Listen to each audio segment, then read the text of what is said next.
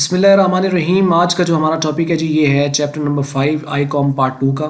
और इसमें चैप्टर का नाम है डेप्रिसिएशन, प्रोविजंस एंड रिजर्व्स। तो आइए हम इसको देख लेते हैं। मैं आपको इंट्रोडक्शन दूंगा। ये चैप्टर असल में एक्सप्लेनेशन नहीं है, ये जस्ट साइनॉप्सिस है जिसमें आपको सिर्फ ये बताया जाएगा कि इस पूरे चैप्टर के अंदर हमने कवर अप क्या क्या चीज़ों को करना है। मुख्तसर सा तारुफ है ताकि हमें सबसे पहले ये बताओ कि चैप्टर्स में क्या क्या है, और उसके बाद वन बाय वन हम इसको टॉपिक वाइज इसको स्टार्ट करेंगे। पहली जो चीज़ इसके अंदर हम डिस्कस करेंगे वो होगा डेप्रिसिएशन और उसकी कैरेक्टरिस्टिक्स।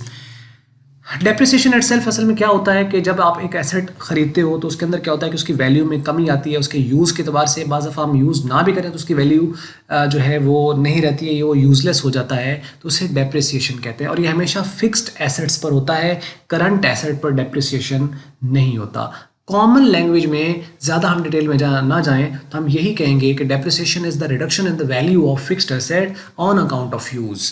कॉमन डेफिनेशन इसकी यही है। बाकी डिटेल में हम इसको डिस्कस करेंगे कि ये डेफिनेशन किस हद तक ठीक है और किस हद तक इसके अंदर मज़ीद इंप्रूवमेंट की ज़रूरत है। उसके बाद हम कॉजेज़ पढ़ेंगे। करेक्टरिस्टिक्स के बाद इसकी कुछ करेक्टरिस्टिक्स हैं, मैं यहाँ पे नहीं बताऊँगा। जो डिटेल पे हम टॉपिक हम स्टार्ट करेंगे उसमें आपको बताऊँगा कि क्या डेप्रिसिएशन की करेक्टरिस्टिक्स हैं और कॉजेज़ क्या हैं डेप्रिसिएशन के।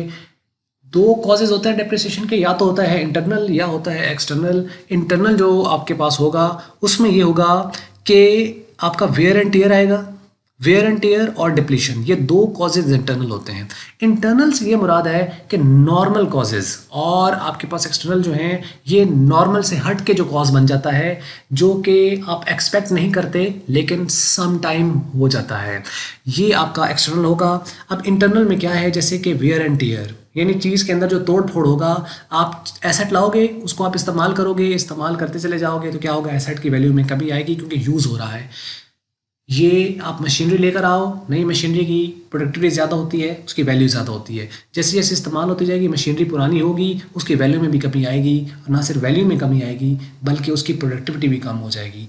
ये वेयर एंड टियर कहलाता है। जितना ज़्यादा यूज़ होगा वेयर एंड टियर उतना ज़्यादा होगा, जितना उसका यूज़ कम होगा वेयर एंड टियर उतना कम होगा।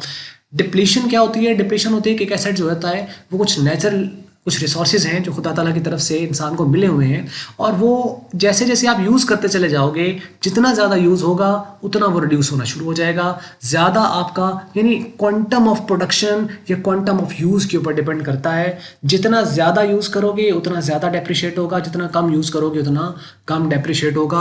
और डिप्लीशन का मतलब है रिडक्शन, लेकिन एक वक्त ऐसा आएगा कि वो यूज़ होते होते होते एक वक्त आएगा कि वो बिल्कुल ख़त्म हो जाएगा। तालाब है, उसके अंदर लोगों ने मछलियां पाली होती है, तो उसमें से क्या है कि मछली आप निकालते जाए तो क्या होगा कि एक वक्त है कि वो जो भी आपके रिसोर्सेज हैं वो डिप्लीट होना स्टार्ट हो जाएंगे, एंड हो जाएंगे। तो ये डिप्लीशन है। डिप्लीशन और वेयर एंड टियर इंटरनल है। एक्सटर्नल में ऑब्सोलेसेंस, फ्लक्स ऑफ टाइम और एक्सीडेंट, ये तीन है।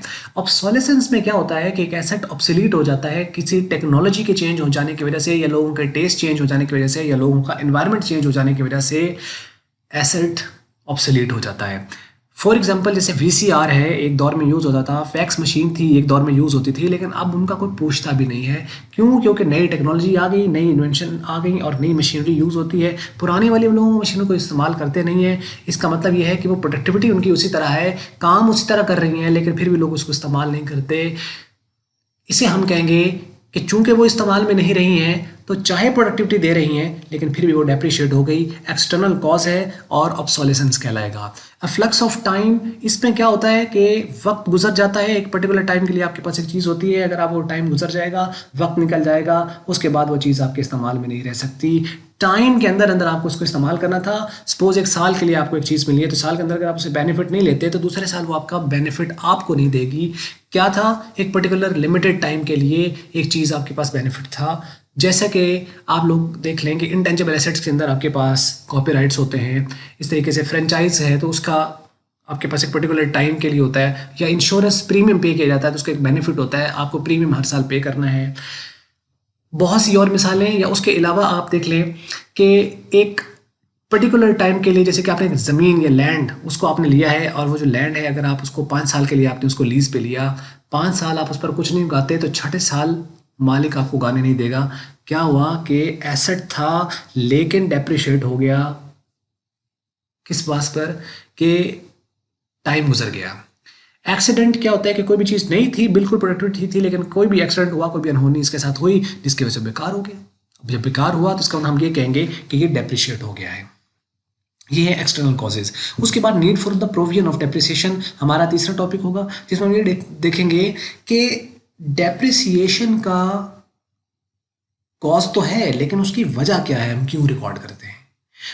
एक तरफ उसकी लीगल प्रोविजंस हैं कि हमें डेप्रिसिएशन को रिकॉर्ड करना है क्योंकि कुछ कानूनन कुछ उसकी कुछ रिक्वायरमेंट्स हैं, एक चीज़ होगी। दूसरी कानूनन रिक्वायरमेंट तो है, लेकिन उसके साथ क्या कुछ और भी है? हाँ बिल्कुल और है कि एसेट आपके पास जो अगर हम उसको रिकॉर्ड नहीं करेंगे डेप्रिसिएशन को, तो एसेट की वैल्यू ज़्यादा शो होगी, ओवर स्टेटेड होगी, उसकी कॉस्ट ओवर स्टेट कर जाएगी। ना सिर्फ एसेट की कॉस्ट ओवर स्टेट कर जाएगी और बैलेंस शीट आपको सही पिक्चर, आपकी फाइनेंशियल पोजीशन की सही पिक्चर नहीं देगी, दूसरी तरफ आपकी प्रॉफिटेबिलिटी पर फर्क पड़ेगा। वो क्या फर्क पड़ता है प्रॉफिटेबिलिटी पर कि आपका प्रॉफिट ओवर स्टेट कर जाएगा, ज़्यादा शो होगा। क्यों? क्योंकि डेप्रिसिएशन को हम अपना एक्सपेंस कंसिडर करते हैं और एक्सपेंस जो होता है वो आपके प्रॉफिट को कम करता है, या आपके रेवेन्यू में से, चूंकि रेवेन्यू के अगेंस्ट होता है तो रेवेन्यू कम कर देगा। क्या होगा जब हम डेप्रिसिएशन रिकॉर्ड नहीं करेंगे? तो एक्सपेंस रिकॉर्ड नहीं होगा। जब एक्सपेंस रिकॉर्ड नहीं होगा तो आपका प्रॉफिट ज़्यादा शो होगा।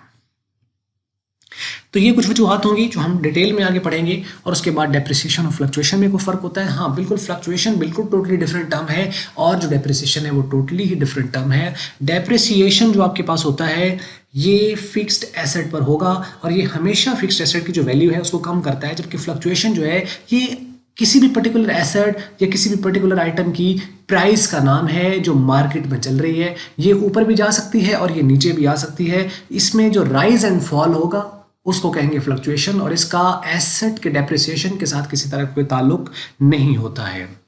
फिक्स्ड एसेट आपके पास जो होते हैं, आपके टेंजिबल जो एसेट्स होते हैं उस पर जो डेप्रिसिएशन, उस पर जो हम कैलकुलेट करते हैं उसे डेप्रिसिएशन कहा जाता है।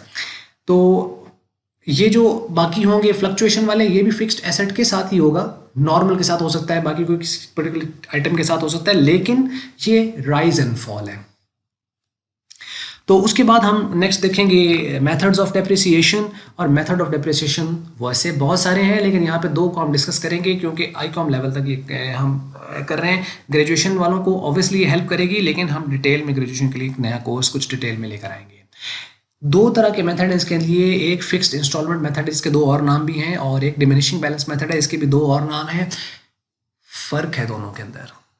फ़र्क ये है कि जो फिक्स्ड इंस्टॉलमेंट मेथड है इसके अंदर आपका डेप्रिसिएशन हर साल सेम रहता है, जबकि डिमिनिशिंग के अंदर हर साल डेप्रिसिएशन सेम नहीं रहता।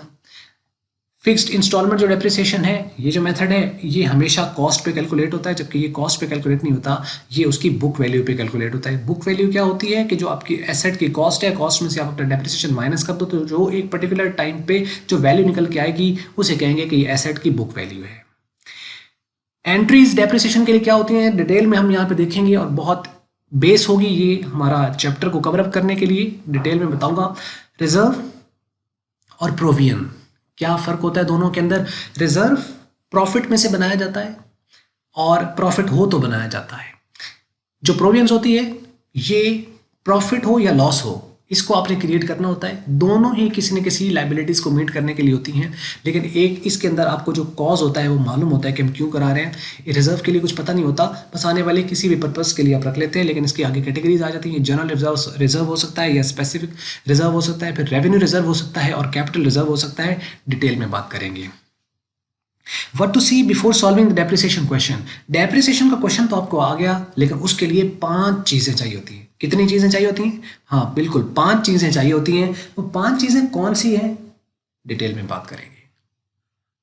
यहाँ चैप्टर एंड हो जाएगा और थोड़ा आइडिया आपको हो गया होगा, पूरी डिटेल नहीं तो कम से कम एक रफ आइडिया आपको हो गया डेप्रिसिएशन क्या होता है और उसके कॉजेस क्या हैं, उसके बाद क्यों हम लेते हैं डेप्रिसिएशन, डेप्रिसिएशन और फ्लक्चुएशन में फ़र्क क्या होता है, मेथड कौन कौन से हम यूज़ करते हैं, क्या फ़र्क है दोनों में, एंट्रीज इसकी कुछ होंगी और एंट्रीज हमें हेल्प करेंगी उसका अकाउंट बनाने में, और रिजर्व और प्रोविजन भी कोई दो टर्म्स हैं, इन दोनों में भी कोई फ़र्क होता है, वैसे इंटरचेंजेबली ही यूज़ होती हैं। और डेप्रिसिएशन का क्वेश्चन करने के लिए कोई चीज़ें चाहिए, कुछ 5 चीज़ें चाहिए। हाँ बिल्कुल 5 चीज़ें चाहिए।